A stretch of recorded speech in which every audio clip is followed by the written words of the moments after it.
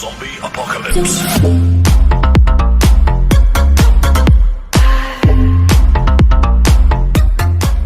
Hello my dear students. Assalamu alaikum. എല്ലാവർക്കും വീഡിയോയിലേക്ക് സ്വാഗതം. സോ നമ്മളെ ഇന്നത്തെ topic heating effect of electric current and Joule's law ആണ്. അപ്പോൾ ഈ ചാപ്റ്ററിൻ്റെ പേര് നിങ്ങൾക്ക് ഓർമ്മയുണ്ടല്ലോ, എഫക്ട്സ് ഓഫ് ഇലക്ട്രിക് കറണ്ട് ആയിരുന്നു നമ്മുടെ ചാപ്റ്ററിൻ്റെ പേര്. അതായത് where electric energy is converted to the different forms of energy. So in the chapter first effect is heating effect of electric current. So here you can see certain devices which works on the heating effect of electric current. So the two devices are electric iron and electric oven. So here electrical energy, they are consuming electrical energy and it is converted to the heating energy, heat energy. So how does this electrical energy change into the heat energy in such devices? ഈ ഡിവൈസസിൽ എങ്ങനെയാണ് നമ്മൾ കൊടുക്കുന്ന electrical energy heat എനർജിയുടെ രൂപത്തിലേക്ക് convert ചെയ്യുന്നത്? So according to the law of conservation of energy, energy can either be created nor be destroyed. It can be converted from one form to another.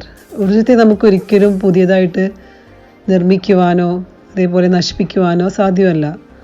അപ്പോൾ ഒരു electric iron work ചെയ്യുന്ന സമയത്ത് അത് electrical എനർജിയാണ് ഉപയോഗിക്കുന്നത് and it is producing the heat energy. അപ്പോൾ അവിടെ ആ ഹീറ്റ് എനർജി അവിടെ ഒരിക്കലും അത് പുതിയതായിട്ട് ഉണ്ടാക്കിയതല്ല, അല്ലെങ്കിൽ അത് പുതിയതായിട്ട് പ്രൊഡ്യൂസ് ചെയ്ത എനർജി അല്ല. According to the law of conservation of energy, energy can neither be it cannot be created. So അവിടെ it can be changed from one form to another. അപ്പോൾ അവിടെ ശരിക്കും എനർജി ചേഞ്ച് നടക്കുന്നത്, ഇലക്ട്രിക്കൽ എനർജി അവിടെ ഹീറ്റായിട്ട് മാറുകയാണ് ചെയ്യുന്നത്. So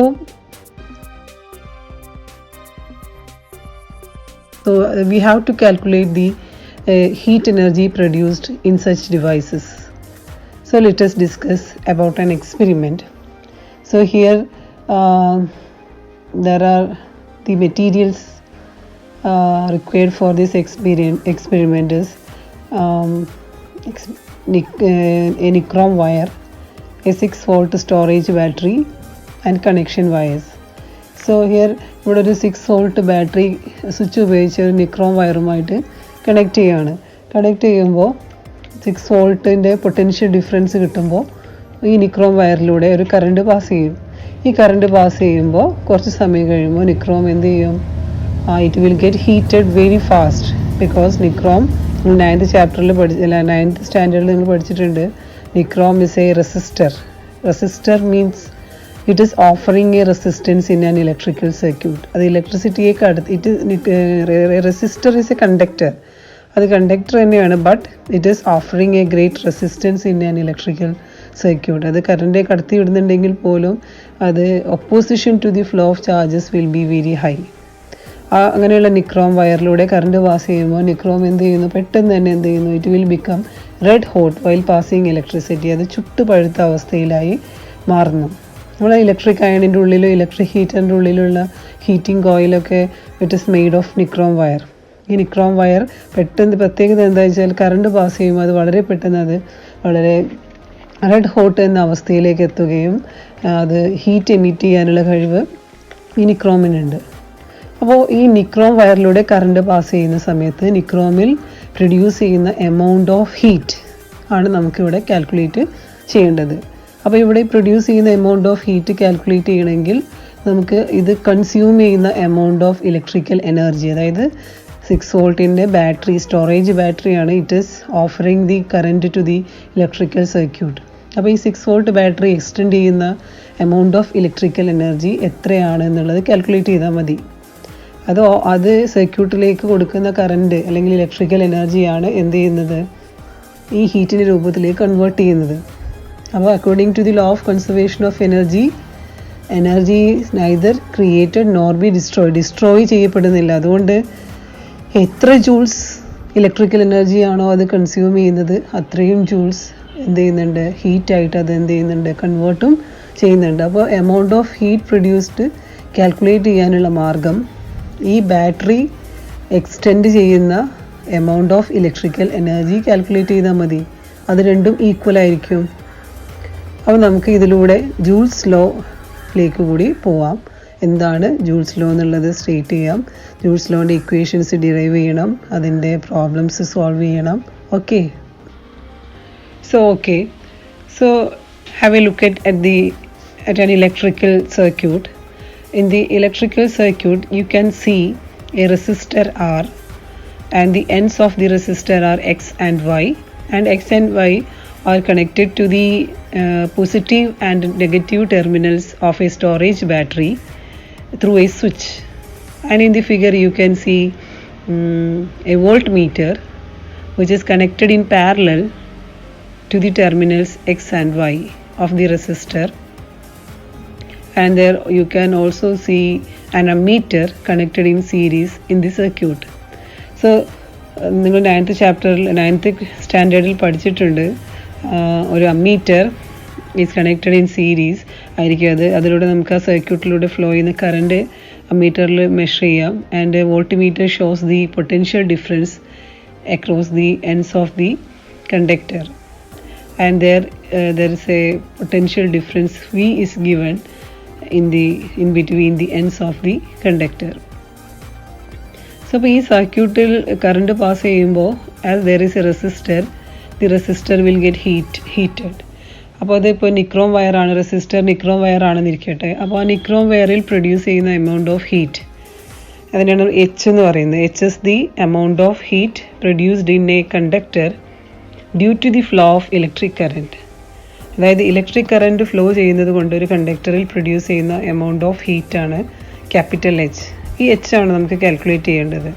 അപ്പോൾ എച്ച് കാൽക്കുലേറ്റ് ചെയ്യാനുള്ള മാർഗം, we have to find the energy extended by the battery to the electrical circuit. ആ ഇലക്ട്രിക്കൽ സർക്യൂട്ടിലേക്ക് ബാറ്ററി അല്ലെങ്കിൽ സ്റ്റോറേജ് ബാറ്ററി എക്സ്റ്റെൻഡ് ചെയ്യുന്ന എനർജി എത്രയാണെന്ന് കാൽക്കുലേറ്റ് ചെയ്താൽ മതി. ബിക്കോസ് ആ എക്സ്റ്റെൻഡ് ചെയ്യുന്ന ഇലക്ട്രിക്കൽ എനർജിയാണ് ആ കണ്ടക്ടർ ചൂടാവുമ്പോൾ അതിൽ ഹീറ്റായിട്ട് മാറുന്നത്, അപ്പോൾ കൺവേർട്ട് ചെയ്യുന്നത്. അപ്പോൾ അതുകൊണ്ട് ആ amount of heat H calculate ചെയ്യാൻ നമ്മൾ ചെയ്യാൻ പോകുന്നത് ഈ ബാറ്ററി എക്സ്റ്റെൻഡ് ചെയ്യുന്ന എമൗണ്ട് ഓഫ് എനർജിയാണ് കാൽക്കുലേറ്റ് ചെയ്യാൻ പോകുന്നത്. അപ്പോൾ ഇനി അത് എത്രയാണെന്ന് നമുക്ക് കാൽക്കുലേറ്റ് ചെയ്യാം. അത് സ്റ്റെപ്പ് ബൈ സ്റ്റെപ്പ് ആയിട്ടാണ് അതിലേക്ക് പോകുന്നത്. ഇപ്പോൾ ലാസ്റ്റ് ഞാനിങ്ങനെ പറഞ്ഞ് ലാസ്റ്റിലേക്ക് എത്തുമ്പോൾ നിങ്ങൾക്ക് മനസ്സിലാവും ഇത് എങ്ങോട്ടാണ് വരുന്നത് എന്നുള്ളത്. അപ്പോൾ first of all we have to find the work done by the battery. അതായത് ആ സർക്യൂട്ടിൽ കൂടി ചാർജസ് ഫ്ലോ ചെയ്യണമെങ്കിൽ എന്ത് വേണം, ഒരു വർക്ക് ആവശ്യമുണ്ട്. And this work required for moving the electric charge through the conductor. അല്ലെങ്കിൽ ചാർജിൻ്റെ പ്രവാഹമാണ് വൈദ്യുതി. അപ്പോൾ ഇലക്ട്രിക്കൽ എനർജി അവിടെ ഫ്ലോ ചെയ്യണമെങ്കിൽ ചാർജസ് ഫ്ലോ ചെയ്യണം. ചാർജസ് ഫ്ലോ ചെയ്യണമെങ്കിൽ ഒരു വർക്ക് ആവശ്യമാണ്. And this work is done by the battery connected to the circuit. ആ സർക്യൂട്ടിൽ നമ്മൾ കണക്ട് ചെയ്ത ബാറ്ററിയാണ് ആ ഇലക്ട്രിക്കൽ സർക്യൂട്ടിലൂടെ ഫ്ലോ ഓഫ് ചാർജസിൻ്റെ മോഷൻ ഉണ്ടാക്കുന്നത്. അപ്പോൾ ഈ ഒരു വർക്ക് ഡൺ ആണ് ആദ്യം കാൽക്കുലേറ്റ് ചെയ്യേണ്ടത്, അതായത് work done by the battery. And this work done by the battery W is equal to QV. ഈ ഒരു ഇക്വേഷൻ എങ്ങനെയാണ് വരുന്നത് എന്നുള്ളത് ഞാൻ ഇതിനു മുമ്പുള്ള വീഡിയോയിൽ എക്സ്പ്ലെയിൻ ചെയ്തിട്ടുണ്ട്. So the work done by the battery W is equal to QV, where Q is the number of amount of charges flowing through the circuit, V is the potential difference given. And if the ammeter shows a current of I ampere and the potential difference is V and the resistance is R, then this I is equal to, അതായത് സർക്യൂട്ടിൽ കൂടി ഒഴുകുന്ന current I is equal to Q by T ആയിരിക്കും, or Q is equal to IT. So okay, അപ്പോൾ നമ്മൾ work done by the battery W is equal to QV എന്ന് എഴുതി. ഇനി നെക്സ്റ്റ് നമ്മൾ കാണാൻ പോകുന്നത് power supplied by the battery to the circuit in T seconds. ആ സർക്യൂട്ടിലേക്ക് ബാറ്ററി സപ്ലൈ ചെയ്യുന്ന പവറാണ് കാൽക്കുലേറ്റ് ചെയ്യേണ്ടത്. So P is equal to W by T. Power is the rate of work done. നമ്മൾ 9th ചാപ്റ്ററിൽ പഠിച്ചിട്ടുണ്ട്, 9th ക്ലാസ്സിൽ പഠിച്ചിട്ടുണ്ട്. P is equal to W by T, or it is the rate of work done. So P equal to W by T, and the work done already we know it is equal to QV. So we can write P is equal to QV by T. So P is equal to, we can write as the Q by T is equal to I, we can write P is equal to IV, or rearrange P is equal to VI. So the power supplied by the battery, P is equal to V into I, where V is the voltage and I is the current. The next step will we have to find the energy supplied by the battery to the circuit.